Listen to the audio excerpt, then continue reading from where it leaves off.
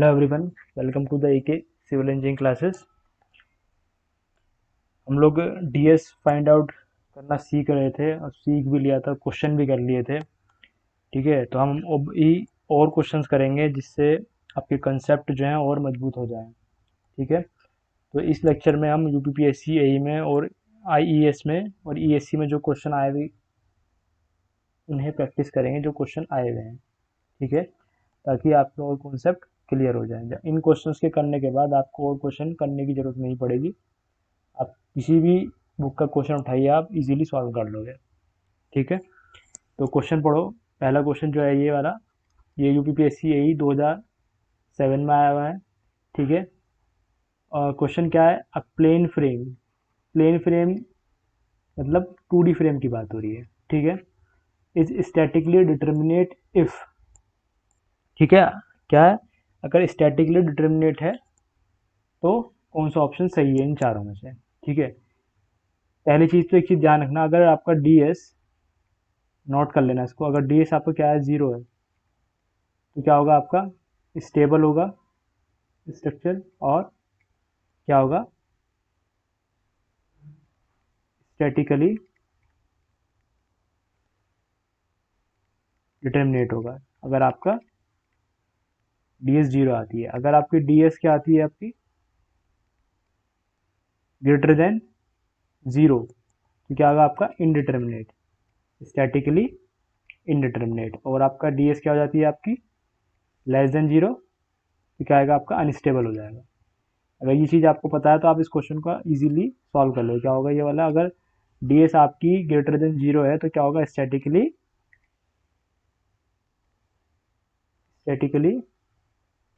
Indeterminate, indeterminate. ठीक है, अगर आपका डीएस क्या है, आपका लेस देन जीरो है, तो क्या होगा, अनस्टेबल होगा।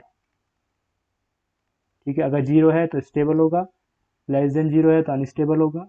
ठीक है, और ग्रेटर देन जीरो है तो स्टैटिकली इंडिटरमिनेट होगा। ये तीन कंडीशन आपको याद रखनी है, क्वेश्चन आपका इजीली सॉल्व हो जाएगा। ठीक है, तो आप इसको अपने नोट में, बुक में लिख लेना, नोट करके, ये इंपॉर्टेंट है। ठीक है, इस पर क्वेश्चन जनरली मिलेगा आपको, स्टेट के ई एग्जाम में आपको क्वेश्चन देखने को मिल जाएगा।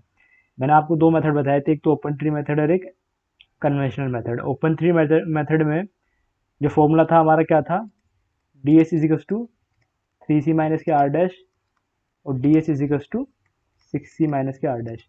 अब देखो, इनमें से कुछ भी फॉर्मूला हमारा नहीं लग रहा है। ठीक है, इसमें से ऐसा, डीएस का फॉर्मूला तो ये भी है।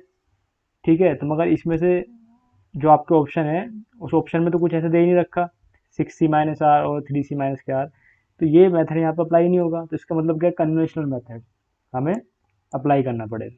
ठीक है, और कन्वर्शन मेथड इसलिए मैंने आपसे कहा था कि दोनों मेथड आप याद रखना, क्योंकि क्वेश्चन दोनों पर ही आएंगे। ठीक है, और तभी आपके सारे क्वेश्चन हो पाएंगे। ठीक है, कन्वर्शन मेथड में डीएस कैसे निकालते हैं, 2D के लिए, DS is equals to 3m plus के आर माइनस के 3j। और कंडीशन क्या दे दी इसने, कि स्टैटिकली डिटर्मिनेट है। अब नोट में देखो, पहला पॉइंट, अगर स्टैटिकली डिटर्मिनेट है तो उसकी डीएस क्या होगी, जीरो होगी। तो यहाँ पर डीएस की वैल्यू क्या करो, जीरो पुट करो, इक्वल टू 3m प्लस के आर माइनस के 3j। ठीक है, अब इसमें एक चीज और देखो, इस क्वेश्चन में आपको एक सी टर्म दिख रहा होगा ये। ठीक है, सी क्या है, number of equation of condition. ठीक है, number of equation of condition. ठीक है, ये तो आपका क्या है, ये तो आपका 2D के लिए हो गया। ठीक, और इस 2D के लिए इसको मैं ऐसे भी लिख सकता हूँ, अगर कोई भी क्या होता है, इंटरनल हिंज आ जाए तो उसके लिए इक्वेशन क्या जाती है, 3m प्लस के आर माइनस के 3j माइनस के समीशन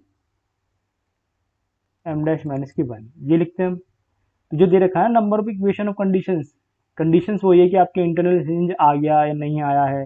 ठीक है, एक्चुअली इनएक्सटेंसिबल है या नहीं है, जो कंडीशन आपको गिवन नहीं है इस क्वेश्चन में, तो इन्होंने क्या देखा, आपको सी दे रखा है ये चीज़, तो इसको आप सी मानो, 3m प्लस के आर माइनस के 3j माइनस के सी करो उसको।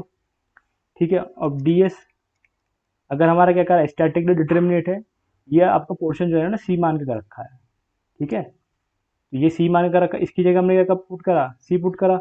और डी एस क्या होगी हमारी, जीरो जीरो होगी स्टैटिकली डिटरमिनेट की, तो जीरो पुट करो, तो जीरो इज इक्वल टू कितना आ जाएगा, 3m प्लस के आर माइनस के 3j माइनस के सी।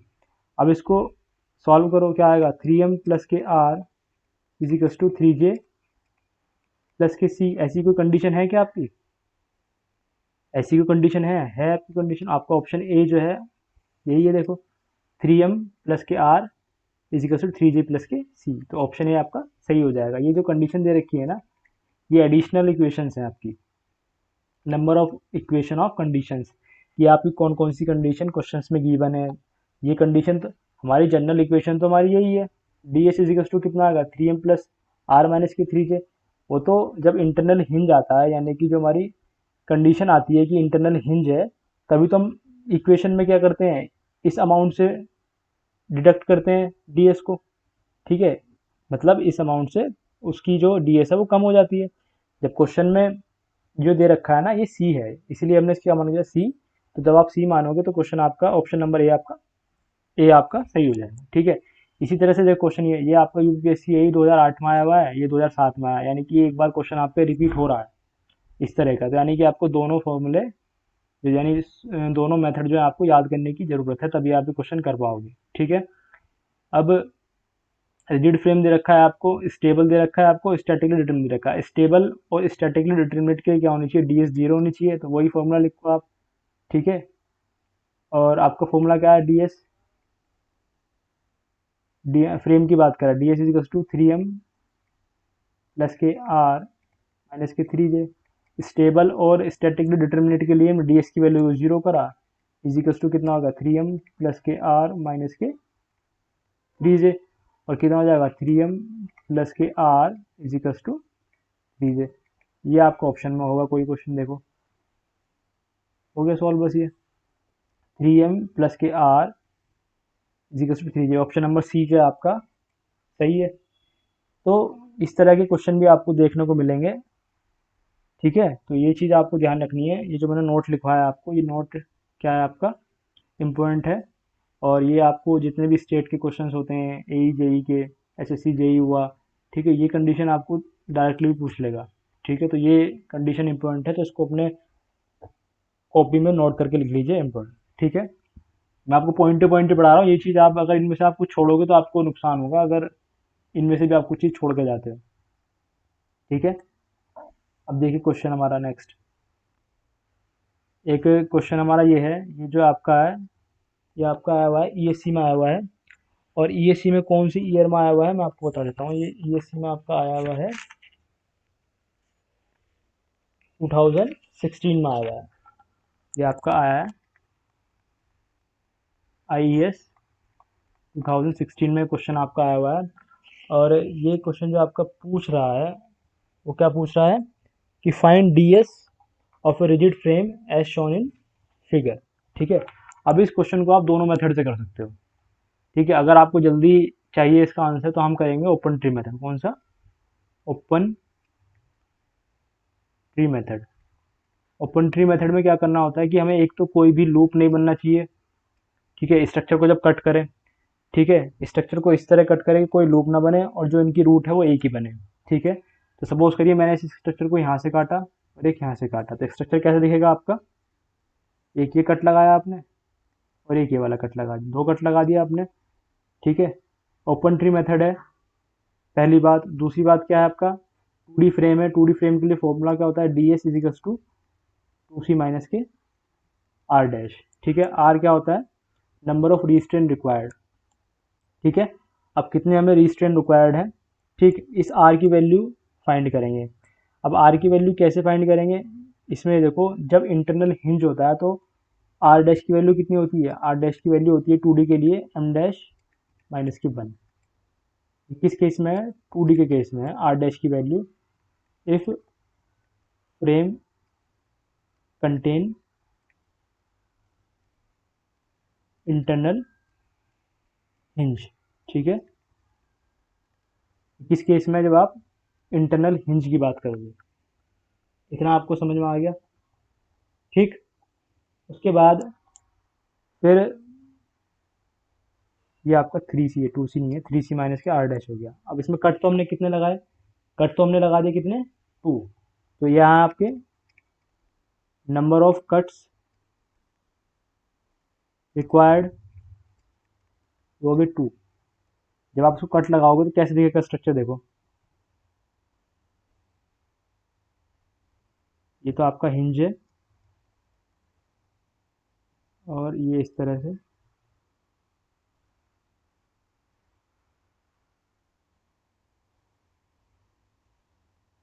ये आपका रोलर है। एक सपोर्ट आपका रोलर है, एक हिंज है, ठीक है, क्योंकि इसमें आपके रोलर दिख रहे हैं ना पहिए, ये रोलर होता है और ये क्या आपका हिंज है। कट लगा दिया, इस तरह से दिखेगा। अब इसके इंटरनल हिंज जो है वो देखो, ये आपके हिंज है, एक हिंज ये है और एक हिंज ये है, ठीक है। अब एक को इसमें रिस्ट्रेन देखो कितने रिक्वायर्ड है। इसके लिए रिस्ट्रेन कैसे निकालोगे, इसके लिए रिस्ट्रेन कैसे निकालोगे ये बताओ। रिस्ट्रेन कैसे निकालोगे, इसके लिए number of member meeting at a joint, m dash की वैल्यू कितनी होगी 2। फॉर्मूला तो हमारा ये होता है आर डैश निकालने के लिए, 2D के लिए एम डैश माइनस के 1 कितना हो गया, एम डैश की वैल्यू कितनी होगी 2। एम डैश वो होता है कि number of member meeting at A hinge, यानी कि हिंज पे कितने मेंबर मिल रहे हैं, एक ये मेंबर मिल रहा है आपका, एक ये मेंबर मिल रहा है, दो मेंबर मिल रहे हैं माइनस के 1 इजिकल्स टू 1। तो एक रिस्ट्रेन तो ये रिक्वायर्ड हो गया। अब इसी तरह से यहाँ पर देखो, यहाँ पे कितने रिस्ट्रेन रिक्वायर्ड होंगे, एम डैश माइनस के 1 तो कितना 2 माइनस के 1 इजिकल्स टू कितना होगा 1। यहाँ भी एक आपका रिस्ट्रेन रिक्वायर्ड होगा। ये आपका हिंज है। अब हिंज को फिक्स करने के लिए कितने रिस्ट्रेन रिक्वायर्ड है, भाई हिंज पे ऑलरेडी दो तो रिएक्शन होती है, मगर इसको रिस्ट्रेन करने के लिए हमें क्या चाहिए, इसे फिक्स बनाना पड़ेगा। और फिक्स में कितनी रिएक्शन होती है, 3, एक रिस्ट्रेन यहाँ रिक्वायर्ड, तो 1 रिस्ट्रेन यहाँ रिक्वायर्ड होगा। रिस्ट्रेन का मतलब होता है किसी चीज़ को फिक्स करना, वो अपनी पोजीशन से हिले ना। ये हिंज है, ये एक्स डायरेक्शन में मूव कर सकती है, वाई डायरेक्शन में मूव कर सकती है, ठीक है, और रोटेट हो सकती है। तो इस पे क्या है, ऑलरेडी दो तो रिएक्शन पहले से हैं, मगर इसे फिक्स करने के लिए एक रिएक्शन की और ज़रूरत है। यानी कि इसको रिस्ट्रेन करने के लिए कितने रिएक्शन रिक्वायर्ड है, एक। तो कह सकते हैं कि एक रिस्ट्रेन रिक्वायर्ड है यहाँ पर ये, ठीक है। इसी तरह से रोलर है, रोलर पे एक तो हमारा ऑलरेडी एक डायरेक्शन में तो ये मूव नहीं कर सकता, यानी कि वाई डायरेक्शन मूव नहीं कर सकता, मगर एक्स डायरेक्शन में मूव कर सकता है और घूम सकता है 2D के अंदर, ठीक है। तो इसको रिस्ट्रेन करने के लिए हमें कितनी इक्वेशन रिक्वायरमेंट, कितनी रिस्ट्रेन रिक्वायर्ड है, 2। टू इक्वेशन, 2 रिएक्शन हमें रिक्वायर्ड है इसको रिस्ट्रेन करने के लिए, ठीक है। रिस्ट्रेन का मतलब मैं बता चुका हूँ, फिक्स करना। 2D में फिक्स सपोर्ट पे 3 रिएक्शन होती हैं, ठीक है, और 3D में 6 होती है। ये जो क्वेश्चन है हमारा 2D का है, और 2D में अगर यहाँ पे रोलर सपोर्ट है, ये क्या आपका रोलर सपोर्ट है, ये क्या आपका रोलर है। अब रोलर को फिक्स करने के लिए हमें कितनी रिएक्शन और रिक्वायरमेंट है, रोलर में तो एक तो होती है पहली रिएक्शन, दो और चाहिए, ठीक है। वो जो दो एक्स्ट्रा इक्वेशन हमें चाहिए ना, तो उन्हीं को रिस्ट्रेन बोलते हैं, उसी को नंबर ऑफ रिस्ट्रेन रिक्वायर्ड, मतलब इतने रिस्ट्रेन रिक्वायर्ड हैं इसे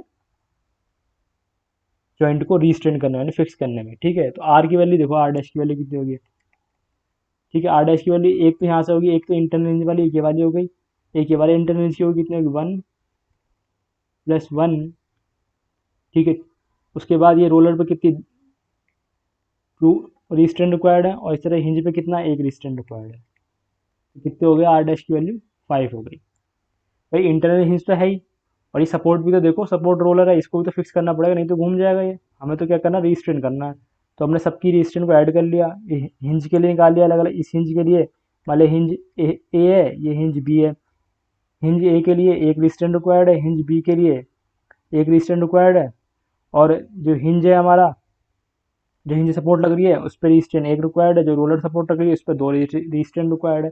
टोटल कितने हो गए, 1 + 1 + 2 + 1 = 5। अब इसमें क्वेश्चन में रख दो आप, तो क्या हो जाएगी आपकी DS 3, कट कितने रिक्वायर्ड है 2, आर डैश की वैल्यू कितनी 5, तो DS कितनी आ जाएगी आपकी 6 - के 5 = 1। DS आपकी वैल्यू क्या आ जाएगी 1 आ जाएगी, तो इसका ऑप्शन क्या हो जाएगा आपका बी करेक्ट हो जाएगा, ठीक है। इसको आप दूसरे मेथड से भी कर सकते हो, मैं इस क्वेश्चन को करके दिखा रहा हूँ, बाकी आप इसी मेथड से करना। सर हम तो इस मेथड से करेंगे। ये मेथड देखो, DS क्या होता है 2D के लिए, ये कन्वेंशनल मेथड है। कौन सा मेथड है, कन्वेंशनल मेथड, कन्वेंशनल मेथड, ठीक है। कन्वेंशनल मेथड में क्या है, कि जो हमारा फॉर्मूला आता है 2D के लिए कितना होता है 3m प्लस के आर माइनस के 3j। अगर इंटरनल हिंज है तो क्या फॉर्मूला हो जाएगा, समीशन m डैश माइनस के 1। ठीक, इतना आपको समझ में आया। अब देखो इस क्वेश्चन को देखो, क्वेश्चन आपका यही है ना, एक तरफ से क्या है आपकी, ये है आपकी हिंज सपोर्ट, ये क्या है आपका हिंज सपोर्ट का साइन है, क्या है आपकी हिंज, और एक तरफ क्या है आपकी, ये आपकी रोलर सपोर्ट, क्या है आपकी रोलर। ठीक, और ये ऐसे एक हिंज आपका ये लग रहा है, एक हिंज आपका ये लग रहा है, ए हो गया, ये बी हो गया। अब इस क्वेश्चन में देखो, इस क्वेश्चन में आपको पहली बात तो क्या क्या निकालना है, एम निकालो। मेंबर देखो कितने हैं, मेंबर हो गया आपका एक तो 1 2 3 4 5 6 7 8। एम की वैल्यू कितनी हुई है आपकी, 8 हो गई। उसी तरह से रिएक्शन निकालो। रोलर पे कितनी रिएक्शन होती है, एक रिएक्शन होती है, कितनी होती है, एक रिएक्शन होती है, मैंने आपको बताई थी 2D में। और हिंज पे कितनी होती है, दो रिएक्शन होती है, कितनी होती है, दो रिएक्शन होती है। तो आर की वैल्यू कितनी होगी आपकी, 2 प्लस के 1 यानी कि 3। आर की वैल्यू 3 होगी। अब देखो जॉइंट कितने हैं आपके, जॉइंट कितने हैं आपके, देखो जॉइंट, एक जॉइंट ये रहा, एक ये रहा, एक ये, एक ये, एक ये, एक ये, एक ये, और एक ये, गिनो कितने हो गए, 1 2 3 4 5 6 7 8। जॉइंट कितने हो गए आपके, 8 हो गए। ठीक है, जॉइंट भी पता लग गया आपको। अब चाहिए आपको एम डैश, एम डैश आपके लिए कितना है यहाँ पर, ठीक है, यहाँ दो मेंबर मीट कर रहे हैं, इस हिंज ए पर कितने मेंबर आ रहे हैं, दो मेंबर। समझ में आया, तो ये इसकी वैल्यू कैसे निकालोगे आप, एम डैश की वैल्यू कितनी होगी, दो मेंबर, एक ही मेंबर है, एक ही वाला मेंबर है। ये क्वेश्चन आपको कुछ इस तरह दिख रहा हो। ये आपका रोलर सपोर्ट है, मैं आपको बता चुका हूँ, फिर भी मैं बता रहा हूँ एक बार। ये आपका इस तरह से है, पूरा नहीं बना रहा, ये हिंज दे रखा है आपको ऐसे, और ये क्वेश्चन आपका इस कुछ इस तरह से है। अब ये देखो, ये मैं इतना पार्ट बनाया हूँ, ये इतना पार्ट मैंने बनाया है इसका एक्सप्लेन करने के लिए। ये हिंज है आपका, हिंज ये है, इस पे कितने मेंबर मिल रहे हैं, एक मेंबर ये मिल रहा है और एक मेंबर ये मिल रहा है, दो मेंबर मिल रहे हैं, यानी कि एम डैश की वैल्यू कितनी होगी, 2 हो जाएगी। सेम बी पर है, सेम बी पर ही सेम कंडीशन है कि दो मेंबर मिल रहे हैं। ठीक है, तो अलग अलग निकाल लो। ठीक है, तो एम डैश ए और एम डैश ए ये हो गया, एम डैश बी ये हो गया। ठीक है, दोनों की वैल्यू दो दो हो गई। मैंने समीशन लगा रखा है देखो, आप इनको अलग अलग निकाल लो चाहे कैसे निकाल लो, कोई दिक्कत नहीं है। ठीक है, तो मैं आपको सिंपल आपको बताता हूँ। एक रिस्ट्रेंट आपको यहाँ रिक्वायर्ड होगा, जब एम डैश -1 करोगे तो क्या होगा, 2 माइनस की 1, ये 1 आ जाएगा। एक रिस्ट्रेंट आप कितना जो आपकी ये डी एस है, ठीक है, वो इस अमाउंट से रिड्यूस होगी जब आपका इंटरनल हिंज है इस मेथड में। ठीक है, तो क्या होगा, ये एम डैश माइनस के 1 तो कितना आ जाएगा, 2 माइनस के 1 इज इक्वल टू 1। तो हमारे जो डी एस रिड्यूस हो जाएगी वो 2 यूनिट से रिड्यूस हो जाएगी। ठीक है, आपको ये चीज़ पता लग गई होगी कि एम डैश ए की वैल्यू कितनी है, 2। एम डैश बी की वैल्यू क्या है आपकी, ये भी 2 है। जब आप इसे लगाओगे एम डैश -1 करोगे, एक बार क्या करोगे, एम डैश ए माइनस के 1 एम डैश बी माइनस के 1, दोनों की वैल्यू एक एक आ जाएगी, तो दोनों का ऐड हो जाएगा समीशन इनका। ठीक है, आपको ये चीज़ पता, मैं आपको सॉल्व करने के लिए इतना कुछ बता रहा हूँ, बाकी आप डायरेक्ट कर सकते हो, इसमें कुछ ऐसा बड़ा इशू नहीं है कि आप इसको डायरेक्ट नहीं कर सकते। ठीक है, आप जिन बच्चों ने पहले लेक्चर देखे होंगे उनको ये चीज़ बिल्कुल ईजिली समझ में आ गई होंगी, इनको ये चीज़ बार बार बताने की ज़रूरत नहीं है, फिर भी मैं आपको एक्सप्लेन कर रहा हूँ ताकि जो बच्चा न्यू देख रहा है वो यहाँ से उसको समझ में आ जाए। ठीक है, अब वैल्यू पुट करो, देखो डी एस निकालो, 3, एम की वैल्यू कितनी, 8, प्लस के आर रिएक्शन कितनी है आपकी, 3 माइनस 3 इंटू जे वाली, जे जॉइंट कितने हैं आपके, 8। ठीक है, माइनस, अब देखो समीशन लगा रखा है, यानी कि इंटरनल हिंज कितने, दो आपके इंटरनल हिंज है और दोनों पे सेम कंडीशन बननी है, तो हम क्या कर सकते हैं, इसको ट्वाइस कर सकते हैं। और या तो आप इसको ऐसे करो, एम डैश ए माइनस के 1, एक मिनट, ये जिनको नहीं समझ में आ रहा, बिल्कुल छोटे एक्सप्रेशन, डायरेक्ट नहीं समझ में आ रहा उनको एक्सप्लेन करके दिखा रहा हूँ बस, बाकी जिनको समझ में आ रहा है वो डायरेक्ट कर सकते हैं, इसमें ऐसा कोई इशू नहीं है। ठीक है, एक बार तो क्या करोगे आप, एम डैश ए माइनस के वन प्लस के एम डैश बी माइनस के वन। ठीक है, जब आप इसको सॉल्व करोगे ये कितना आएगा, 24 प्लस के 3 माइनस के 24, ये माइनस के, ये सॉल्व करो, एम डैश ए की वैल्यू कितनी 2, 2 माइनस के 1 प्लस एम डैश बी की वैल्यू कितनी 2 माइनस के 1। ठीक है, अभी सॉल्व करो, 24 से 24 कैंसिल हो जाएगा। ठीक है, तो क्या बचेगा आपका 3 माइनस के अंदर 2 माइनस के 1 और 2 माइनस के 1, तो 1 1 बचेगा, तो 1 प्लस 1 कितना हो जाएगा आपका 2, तो कितना हो जाएगा 3 माइनस के 2 इज इक्वल टू 1। तो ये डी एस आपकी जो हो जाएगी, ये क्या हो जाएगी डी एस आपकी, ये डी एस हो जाएगी आपकी 1। ठीक है, तो आई थिंक मेरे हिसाब से ये चीज़ आपको क्लियर हो गई होगी। ये दोनों मेथड से मैंने आपको बता दिया, आप प्रीफर करना अगर आप ऑब्जेक्टिव क्वेश्चन कर रहे हो तो आप ये ओपन ट्री मेथड करना, इतना बड़ा काम मत करना कि मेंबर निकालो, जॉइंट निकालो, रिएक्शन निकालो, सीधा आप 3C-R लगाइए, क्वेश्चन आपका इजीली सॉल्व हो जाएगा। ठीक है, अब हमारा नेक्स्ट क्वेश्चन है, देखो ये जो क्वेश्चन है आपका, ये भी IAS में आया हुआ है 2008 में। मैं डायरेक्ट करता हूँ केवल कौन से, ओपन ट्री मेथड से। ठीक है, ठीक है, अब इसमें एक इंटरलिंक दे रखा है। अब देखो हमारा डीएस, ये DS of plane frame, plane frame की बात हो रही है, यानी कि 2D की बात हो रही है, 2D बोल दो या प्लेन फ्रेम बोल दो। ठीक है, तो उसका फॉर्मूला क्या होता है ओपन ट्री मेथड में डीएस का, 2D के लिए 3C माइनस के आर डैश। ठीक है, 3D माइनस के आर डैश। पहली बात तो कट देखो कितने लगाओगे, कट इस तरह से लगाने की ताकि ना तो कोई क्लोज लूप बने, और ठीक है सबका जो रूट बने वो इंडिविजुअल बने। देखो एक कट तो मैं यहाँ लगा दूंगा, एक कट हमने यहाँ लगा दिया, एक कट यहाँ लगा दिया, एक कट यहाँ लगा दिया।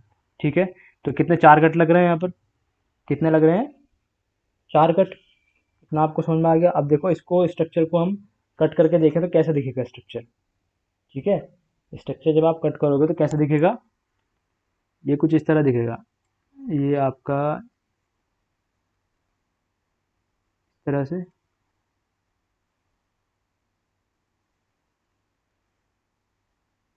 ठीक है, हिंज है आपका,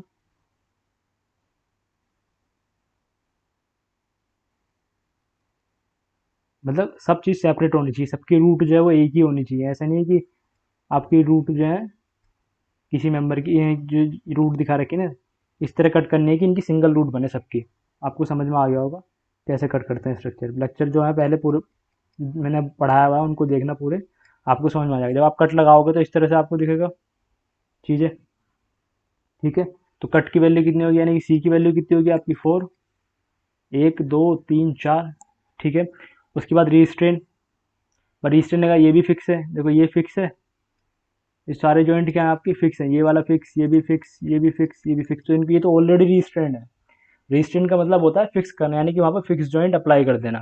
ठीक है, अगर आपकी यहाँ रोलर होता तो उसको फिक्स करने के लिए 2 चाहिए होते, अगर हिंज होता तो फिक्स करने के लिए 1 चाहिए होता, यानी कि इसको फिक्स सपोर्ट में कन्वर्ट कर देना एक तरह से, उसको रीस्ट्रेंड बोलते हैं। ठीक है, तो अब यहाँ पर आर डैश की वैल्यू देखो, आर डैश की वैल्यू यहाँ पे क्या दे रखा है, अगर इंटरनल हिंज दे रखा है तो आर डैश कैसे निकालोगे, आर डैश कैसे निकालोगे, r dash is equal to कितना होगा 2D के लिए एम डैश माइनस के 1। और ये एम डैश क्या है कि इस हिंज पर, इस इंटरनल हिंज पर कितने मेंबर आके मिल रहे हैं। ठीक है, तो इस हिंज पर 2 मेंबर मिल रहे हैं, एक तो ये मेंबर मिल रहा है, एक ये मेंबर मिल रहा है, यानी कि 2 मेंबर मिल रहे हैं, तो एम की वैल्यू 2 हो गई माइनस के 1। तो आर डैश कितना हो गया आपका 2 माइनस के 1 कितना होगा 1। समझ में आया, आप इसका फॉर्मूला पुट करो, d s is equal to कितना हो जाएगा 3 × 4 माइनस के 1, तो डी एस इसका कितना आ जाएगा 11, 12 माइनस के 1 इज इक्वल टू 11। इसी आपका ऑप्शन करेक्ट हो जाएगा। ठीक है, अब ये चीज़ आपको समझ में आ गई होगी। और जिसको ये डाउट अपना क्लियर करना है कि वो मेथड कन्वेंशनल मेथड जो उससे मुझे तो उससे भी करना, तो आप करके देखिए, आपको सेम आंसर आएगा। मैंने आपको पिछला क्वेश्चन करा दिया है, तो आपको क्वेश्चन जो है आपका सेम आएगा। एक क्वेश्चन और बात करते हैं, देखो ये क्वेश्चन जो है आपका, ये 1999 में आया है। ठीक है, इसका फिगर मैं बना देता हूँ, फिगर क्या है क्वेश्चन का। क्वेश्चन जो है आपका, देखो क्वेश्चन आपका गिवन है, इसमें लिखा है total degree of static indeterminacy of plane. ठीक है, प्लेन की बात हो रही है, प्लेन का बात हो रही है तो समझ जाओ किसकी बात हो रही है, 2D की बात हो रही है। किसकी बात हो रही है, 2D की बात हो रही है। तो इसका जो डायग्राम है, जो आपको डायग्राम दे रखा है मैं बताता हूँ। डायग्राम आपको कुछ इस तरह दे रखा है। ये आपका फिक्स है और ये आपके दोनों हिंज है इस तरह से।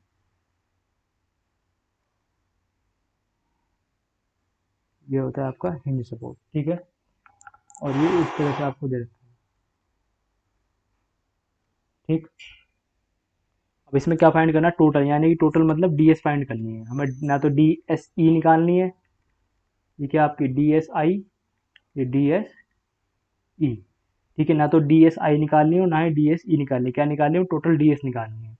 और किसके लिए निकालनी है, प्लेन के यानी 2D के लिए निकालनी है, 2D फ्रेम के लिए। हमने फॉर्मूला पढ़ रखा है। अब देखो यहाँ पर आप कन्वेंशनल मेथड लगाओ। कन्वेंशनल मेथड जब आप लगाओगे तो क्या निकालो, मेंबर वाले निकालोगे, जॉइंटेड निकालो, और उनको मेंबर गिनने बैठोगे। ठीक है, तो आपको टाइम कंज्यूमिंग होगा। तो इसीलिए आप कोशिश करना कि जो आप क्वेश्चन करो वो ओपन ट्री मेथड से करो, आपको जल्दी होगा और टाइम कम कंज्यूम होगा। समझ में आया। तो अब देखो, अब इस क्वेश्चन में देखो हम ओपन ट्री मेथड लगाते हैं। ओपन ट्री मेथड लगाने के लिए कट करो, एक हमने यहाँ से कट करा, एक यहाँ से कट करा, एक यहाँ से, एक यहाँ से, एक यहाँ से, एक यहाँ से। तो कितने कट लगे आए हमने, 6 तो कट लगा दिए। अब रीस्ट्रेन देखो, रीस्ट्रेन करने के लिए क्या है, ये आपका क्या है, आपका हिंज। ठीक है, ये भी क्या है, आपका हिंज। कोई इंटरनल हिंज तो इसमें है नहीं, तो रीस्ट्रेन कैसे करोगे, आर डैश कितने लगा, कितने रीस्ट्रेन रिक्वायर्ड है। हिंज पे ऑलरेडी 2 तो रिएक्शन पहले से है और इसे हमें बनाना है फिक्स। ठीक है, तो फिक्स बनाने के लिए इस पे एक रिएक्शन और चाहिए, तो यानी क्या होगा, एक रीस्ट्रेन और चाहिए। इसी तरह ये भी हिंज है, तो यहाँ पे कितने रीस्ट्रेन चाहिए, यहाँ पे भी एक रीस्ट्रेन चाहिए। तो टोटल मिला के आर डैश की वैल्यू कितनी जाएगी आपकी, 1+1। समझ में आया। तो कितना आ जाएगी आपकी, 2 हो जाएगी। अब डी एस निकालो किसके लिए, फ्रेम के लिए, 2D के लिए। 3C माइनस ही कितना होता है, आर डैश होता है। वैल्यू पुट करो, 3 × C की वैल्यू कितनी होगी, 6 माइनस आर डैश कितना होगा, 2।